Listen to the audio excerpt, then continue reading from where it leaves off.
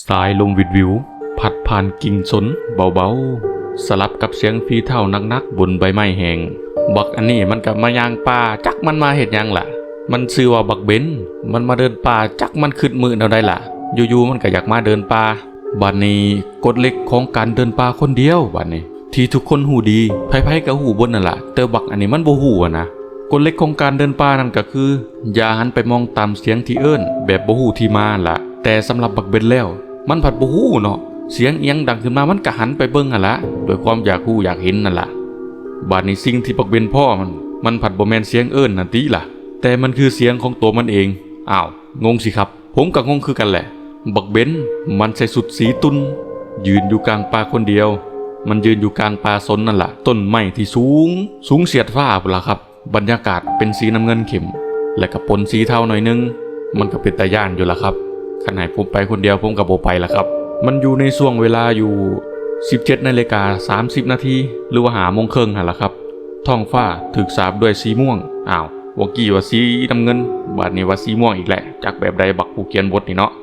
แสงอาทิตย์ที่เหลือเพียงหน่อยนิดที่เขายิบตาผ่านกิ่งไม้คือกับจิเตือนบักเบนว่าให้เฝ้ากลับเมื่อบ้านได้แล้วแม่มันถากินข้าวอยู่บาดนี้บักเบนมันหยุดยั้งเพื่อสิเสกเบิ่งแผนที่ในมือมันนั่นล่ะและในระหว่างที่มันเช็คเบิ่งแผนที่นั่นล่ะความเงียบมันก็เริ่มทำงานแล้วเสียงเหยียบกิ่งไม้เสียงเหยียบใบไม้แห้งมันก็บ่มีแล้วมันก็เริ่มมีความเงียบเข้ามาครอบงำแล้วบักเบนก็แฮงย่านตื่มและบาดนี่คันสิกลับบ้านตอนนี้ก็ย่านเสียเชิงหั่นนะแนวใดก็ได้เข้ามาแล้วมันก็เลยว่าเอ้าเป็นได้เป็นกันแล้วเว้ยบัดนี้พอแต่มันหยิบแผนที่ขึ้นมาเบิ่งหั่นล่ะมันก็เริ่มคันคอมันก็ไอแอมบาดนึงขึ้นมาพอบ่โดนเท่าไรนั่นแหละเสียงไอแอมเสียงเดียวกันนั่นละก็ดังมาจากป่าข้างๆมันนะข้างปุ่มไม้นั่นละเสียงเดียวกันเสียงคือมันนั่นละเสียงคือตอนกับมันไอนั่นละว้ายบักเบนได้ยินแล้วนั่นมันก็สะดุ้งแล้วบาดนี่ว้ายคือว่ามันอยู่ป่าคนเดียวคือจังมีเสียงไอดังขึ้นมาบัดโยบักเบนมันก็บ่จักแนวเฮ็ดแล้วบาดนี่ทั้งย่านก็ย่านคันสิกลับบ้านตอนนี้ก็ย่านเสียเชิงหั่นนะกลับตอนนี้ก็บ่ได้แล้วแนวใดก็เข้ามาแหละห่วยมันก็บ่จักแนวเฮ็ดแล้วบาดนี้มันก็เลยไออีกบาดนึงเพื่ออะไรความกดดันนะแต่บาดนี้ลมหายใจมันผัดกลับสะดุดทันทีมันเป็นมีเสียงไอตอบกลับมาอีกบาดนึงเสียงไอนั่นมันก็เป็นเสียงไออันเดียวกันและกับเสียงที่มันไอมันผัดดังมาทางข้างปุ่มไม้ใกล้ๆมันนะกับบ่ห่างจากมันพอเท่าใดดอกว้ายพอได้ยินแนวนั้นมันก็แฮงย่านตื่มขึ้นมาแล้วมันก็ฟังเบิ่งแล้วก็พิจารณาเบิ่งเสียงนั่นมันบ่แม่นเสียงสะท้อนนะเพราะว่ามันบ่ได้อยู่ในถ้ำนะแล้วก็มันก็บ่ได้ไอดังเพราะเท่าใดถ้าเสียงสะท้อนมันก็สิดังอีกแบบนึงอันนี้มันเป็นเสียงไอตอบกลับแบบว่ามีคนไอตอบกลับมาหั่นนะแต่ถ้าว่าเป็นคนมันก็สิเลียนแบบเสียงบ่คือมันดอกติป่ะมันก็คิดไปคิดมาโอ้ยเสียงไอนี้มันก็บ่คือเสียงจากธรรมชาตินะมันเป็นเสียงที่จงใจเฮ็ดให้มันคือบักเบนหั่นนะบักเบนมันก็พยายามคิดในแง่บวกหั่นล่ะครับคิดในแง่ดีไว้วันต่อไปมันก็คิดว่านี่อาจจะเป็นเสียงสัตว์ป่าหรือว่าคนลงป่าคนอื่นอีกก็เป็นได้คันสิคิดว่าเป็นเสียงอื่นแบบเป็นเสียงผีสางมันก็สิย่านตื่มหั่นนะมันก็เลยคิดว่านี่คงสิเป็นเสียงสัตว์นั่นแหละมันเกิดในนาทีเดียวกันซื่อๆสันดอกว่าบัดนี้มันมีเสียงกระทืบเท้ากระหึบกระหอบมาเสียงกิ่งไม้หักดังสนั่นไปทั่วป่าแล้วบาดนี้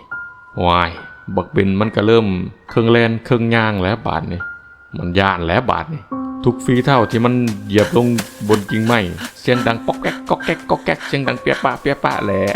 แบบเวลาเสียงมันย่างเหยียบกิ่งไม้บาดใดมันก็สิมีเสียงย่างแบบนั้นตามมาหั่นนะเสียงเหยียบกิ่งไม้นั่นแหละคล้ายๆคือมันแบบว่ามันคล้ายๆคือว่ามันย่าง2คนหั่นล่ะ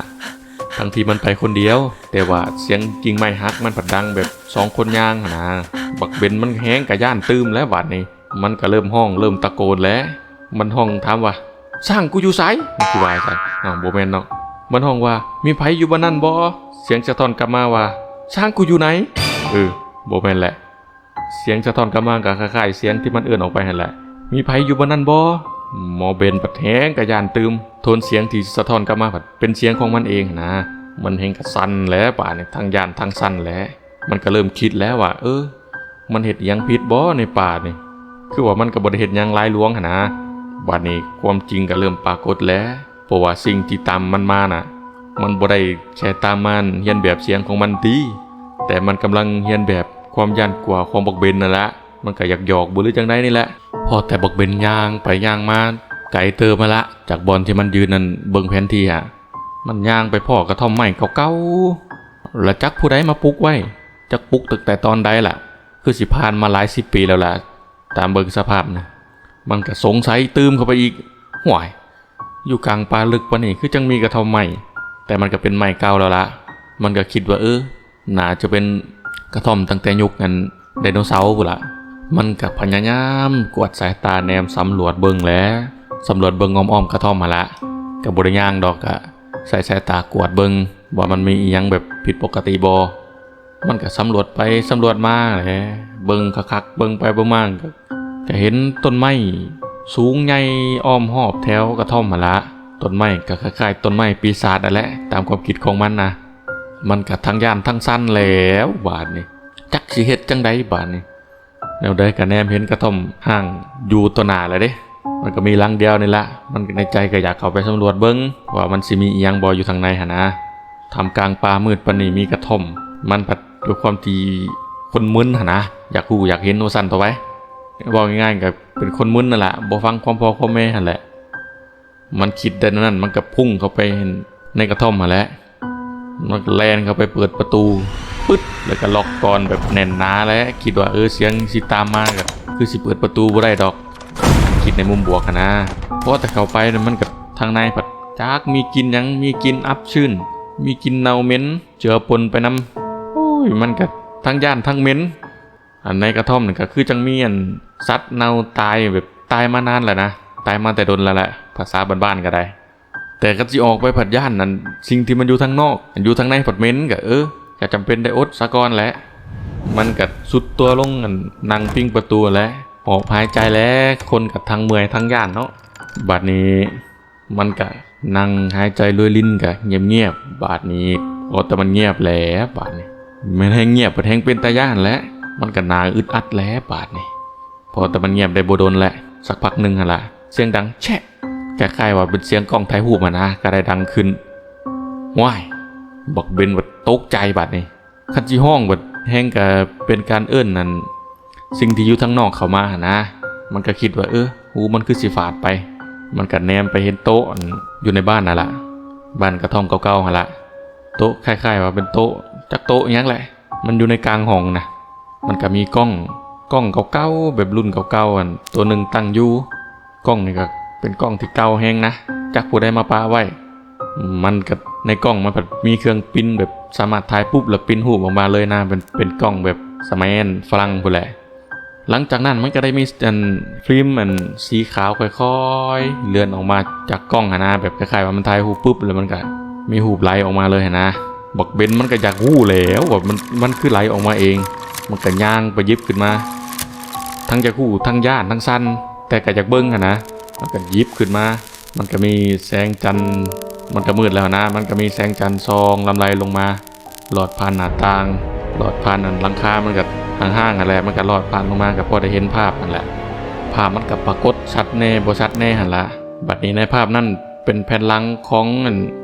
บักเบนเองอ้าวมันก็ห่วยผู้ใดมาถ่ายทางหลังมันก็คิดแหละคือว่ามันมาคนเดียวนะกล้องนี่คือสิตั้งอยู่แต่ดนแหละในรูปภาพที่ถ่ายออกมาก็เป็นรูปแผ่นหลังของมันที่แบบกำลังนั่งกอดเข่าพิงประตูอยู่อ้าวบาดนี้กล้องยังมันคือถ่ายลอดประตูได้มันสิวายอีกแหละแต่มันก็สงสัยอยู่แต่กับบริย่านเพราะเท่าไรดอกกัดย่านอยู่หั่นแหละแต่กับบนถึงกันบ่สิย่านจนห้องไห้หั่นนะอยากห้องไห้ก็ไห้บ่ออกก็แล้วย่านเนาะบาดนี้สิ่งที่มันน่าคนลุกที่สุดมันบ่แม่นรูปมันของมันเองมันเป็นรูปอยู่ในขอบรูปเดียวกันนั่นแหละมันอยู่ในมุมบนของภาพมันอยู่ทั้งทึงกันในภาพมันก็อยู่ทั้งทึงคือลังคาเนื้อหัวของบักเบนนั่นแหละก็อยู่ซึ่งมันนั่นแหละมันปัดมีใบหน้าของมันเองอ้าวบาดนี่บักเบนมี2คนสูบาดนี่อันในภาพนั่นก็เป็นสภาพที่สูบผอมและดวงตาของบักเบนในหูมันนะมันปัดเบิกกว้างจนบ่มีหนังตากำลังจ้องลงมาเบิ่งบักเบนตัวจริงแบบสดๆนะผ่านกล้องตัวนั้น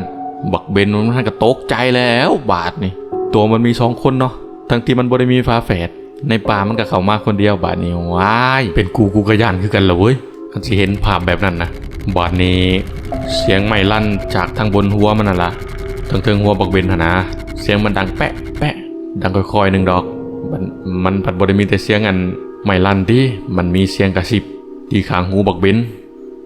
เสียงกระซิบมันก็กระซิบว่าเป็นไงร้อนไหมเป็นไงโยเป็นกูแห้งย่านตื่มเลยเว้ยอยู่ซื่อๆเพิ่นมาถามว่าเป็นจังไดร้อนบ่วะโยไผสิบ่ย่านเนาะแบบในป่านี่มันคล้ายๆว่าเป็นป่าอาถรรพ์หั่นนะมันสามารถเรียนแบบของกันบุคคลที่ลงเข้าไปมันเรียนแบบได้เบิดนะบ่ว่าสิเป็นเสียงหยังก็ตามบัดนี้บักเบนบ่จักแนวเฮ็ดแหละสิห้องก็ห้องบ่ออกสิให้ก็ให้บ่ออกสิกลับบ้านก็หลงทางแล้วบาดนี้สิเบิ่งแผนที่ก็สั่นเส้นอยู่บ่ฮู้ทิศฮู้ทางหยังบาดนี้เรื่องเล่ามันก็ได้ตัดจบไปแบบดื้อๆได้แหละ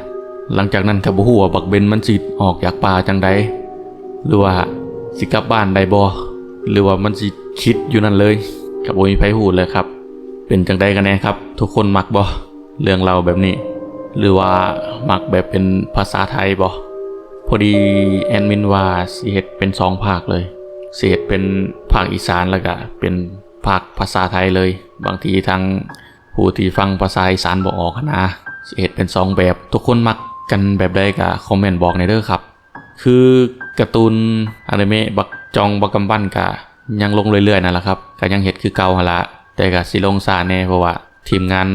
บ่ค่อยมีช่วงนี้ทีมงานบ่ว่างได้เฮ็ดผู้เดียวมันก็เลยช้าก็เลยว่ามาเฮ็ดเรื่องเล่ากันเว้าพื้นบักเบนนี่ก่อนเจอกันใหม่คลิปหน้าครับ